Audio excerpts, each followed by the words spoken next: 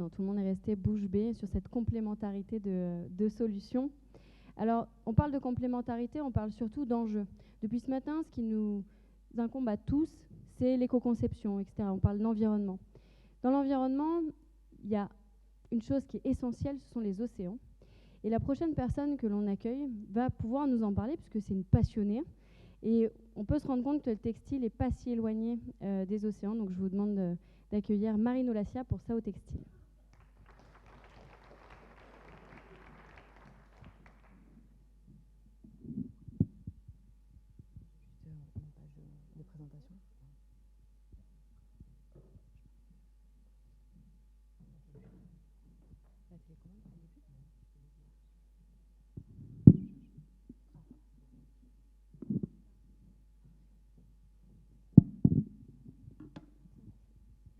Bonjour à tous. Donc avant de passer à la présentation, je vais vous poser une petite question. Est-ce que vous connaissez cet objet? Ouais? Ok. Non? C'est pas possible. Impossible. Ce jeu, c'est un jeu des années 90. Ça s'appelle Dessinons la mode. Yes? Ok. Pour moi, ça a été le révélateur du métier que je voulais faire. Styliste. Alors j'ai atteint mon rêve, je suis devenue styliste. Et pourtant, il y a 2 ans, j'ai décidé de donner un autre virage à ma vie. Donc bonjour, enchantée, je suis Marine, styliste et entrepreneur engagée. Ravie d'être ici, de pouvoir vous présenter Sao. Alors comme je vous ai dit, c'était un rêve d'enfant d'être styliste et je le suis devenue. J'ai travaillé pour des marques dans le luxe, des marques internationales et connues par le plus grand nombre, dont certaines sont ici aujourd'hui. Et c'est trop cool d'être styliste, on dessine, on fait des voyages de tendance, on va des shootings photos, on fait des défilés, c'est génial. Mais j'ai découvert l'envers de ce métier, qui fait partie de l'équation aussi, qui est la production. Et donc, j'ai travaillé pour l'un des leaders mondiaux de la fast fashion. Et c'est lors d'un de mes voyages au Bangladesh que mon rêve d'enfant s'est vite estompé. Conditions de travail, négligées, l'impact de la pollution de l'air, la pollution plastique tout autour des usines. Et là, je me suis dit, mais qu'est-ce que je fais, quoi? Il est où mon rêve d'enfant? Qu'est-ce que je peux faire avec tout ça?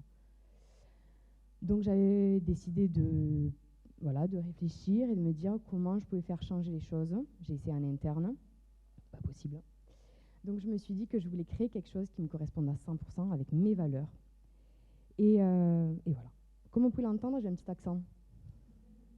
C'est l'accent du littoral du sud de la France, celui de la mer Méditerranée. Et aujourd'hui, celle de la mer européenne la plus polluée par les déchets. C'est un fait connu, établi et édifiant. Alors ça, ce sont des filets de pêche, usagés et en fin de vie. Son impact ne se limite pas à une seule mer. C'est près de 10% de la pollution plastique retrouvée au fond des mers et des océans. Donc on est à peu près 640 000 tonnes par an au niveau mondial, 1000 tonnes par an pour la France, juste pour la France. C'est une catastrophe évidemment écologique, puisqu'on parle de plastique qui va se retrouver en mer, va se dégrader, le poisson mange le plastique, etc. Et on a une carte bleue au fond de l'estomac après. Mais c'est aussi une problématique pour les collectivités, les ports et les pêcheurs. Parce qu'en fin de vie, de ce déchet, qu'est-ce qu'on en fait? Parce que c'est la problématique de tout déchet, qu'est-ce qu'on en fait? On en a parlé, incinération. Et après, on peut dire, ouais, mais l'incinération, on peut l'utiliser pour créer de l'énergie. Ok. Et le pire, c'est être l'enfouissement. Et donc, l'enfouissement, c'est pareil. On met du plastique dans nos terres, et après, il y a des cultures, etc. Bon, bof. Du coup, j'ai décidé de passer à l'action pour notre planète. J'ai commencé par quitter mon poste de responsable de collection et m'investir pour une ONG. Alors, s'investir pour une ONG, ça veut dire quoi? C'est aller en école, sensibiliser à l'impact du plastique en mer. C'est faire des team building et sensibiliser des entreprises. Mais c'est surtout passer à l'action sur le terrain. On prend des gants, des pinces et on va ramasser les déchets. Et l'un des déchets qu'on récolte souvent, c'est le filet de pêche. Lors d'une action de dépollution, on a récupéré près de 10 tonnes de filets de pêche. Des filets de pêche qui sont ici, sur notre territoire, pas à l'autre bout du monde, pas sur un continent de plastique, ici en France. Et c'est là, exactement à ce moment-là, que je me suis dit, et si on créait une filière 100% française à partir de ces déchets marins? Le projet de Sao était né. Alors Sao, concrètement, c'est quoi? C'est la transformation de filets de pêche usagés et en fin de vie pour les valoriser en textile éco-responsable 100% français, du filet au fil. Donc pour vous en dire un peu plus sur ces filets de pêche, celui-là, il vient d'Agde. Celui-là, il vient de Port-Vendre. Bon, pour l'instant, je suis restée en Occitanie. Mais mon objectif, je veux venir au Pays Basque, hein, à en récupérer. Donc, comment j'ai fait? Parce qu'au final, je suis une styliste, je vais récupérer des filets de pêche. Je suis allée voir les pêcheurs, je suis allée voir les ONG, je suis allée voir les coopérations maritimes, etc. pour identifier quelles étaient les solutions aujourd'hui et qu'est-ce qu'on pouvait en faire. S'il y avait des points de collecte, s'il y avait des choses qui étaient mises en place. Et aujourd'hui, en France, malheureusement, ben, on n'a pas de solution vertueuse.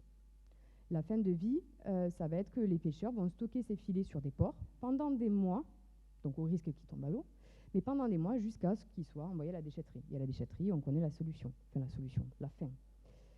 Donc même les pêcheurs, ils sont un peu désemparés parce qu'ils veulent faire autre chose. Ils veulent déjà trouver une solution à leur engin de pêche et ne plus contribuer à ça, quoi. Comme vous pouvez le voir, le matériau est hyper noble, il n'est pas du tout abîmé, et donc on peut le valoriser. Donc je travaille aujourd'hui avec le CETI, avec qui on a travaillé et on a mis au point, la preuve de concept est validée. On a réussi à recycler à 100% ce déchet, à 100%, sans ajout de matière vierge, et on a obtenu un fil 100% circulaire français recyclé. Donc on est sur du nylon recyclé. Donc ce qui est assez génial, puisque c'est le premier projet de ce type en France. Donc ça c'est cool. Ensuite, donc comme je vous ai dit, l'objectif était de me rapprocher de tous ces partenaires, de tous ces acteurs. Pourquoi?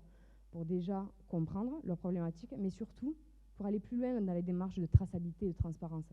Là, on peut même savoir quel nombre de kilomètres a pu faire le filet, dans quel pays il est allé pêcher, et surtout où le récupérer, parler directement avec les pêcheurs. Et ça, c'est génial. C'est génial d'apporter de la transparence déjà sur ce processus, et pour le consommateur, évidemment, final. En seulement 4 mois, après la création de l'entreprise, on a récupéré du coup 15 tonnes qui pourront être valorisées ici en France. On va trouver une autre solution que tout ce que j'ai pu vous dire avant, donc qui n'était pas top. Et surtout, on est sur un projet innovant. Voilà. On est sur de la relocalisation française, on est sur de la production éthique, on est sur la réduction de l'impact carbone, parce que oui, produire en France, c'est réduire à près de 50% l'impact de CO2 comparé à une production faite en Chine. Donc là, en résumé, SAO, c'est quoi? C'est Made in France, innovant, circulaire et surtout salvateur de nos fonds marins. Donc 2023 a été une année super riche, puisqu'on a validé la preuve de concept, la création de l'entreprise à mission, puisque c'est une entreprise à mission, où on a un engagement qui est vraiment dit dans nos statuts, en fait. On a une première levée de fonds qui est en cours. Et du coup, l'objectif d'ici la fin de l'année, avec ces premiers investissements, c'est de créer des prototypes et créer une première pré-série. Donc ça, c'est génial. Quelle avancée quand même, parce qu'on parle d'une entreprise qui est créée là en février de cette année. Bon, ça fait 2 ans que je travaille dessus, mais bon, on avance et bien. Petit détail que j'ai oublié de vous dire et pas des moindres, je suis seule à porter le projet. Je n'ai pas d'équipe pour l'instant. Cette levée de fonds va me permettre aussi de recruter une équipe. Et j'espère des gens aussi engagés que moi. Et 2024, vous l'aurez compris, l'objectif, comme nous l'avons tous, c'est le changement d'échelle. Sortir du laboratoire pour, je l'espère, créer l'industrie de demain. Donc, qui est prêt à passer à l'action avec SAO? Et je l'espère, donner une nouvelle vie à ces filets oubliés. Merci à tous. Merci Marine. Est-ce que... Ah, il y a des questions. Alors, tout au bout, en plus. J'arrive.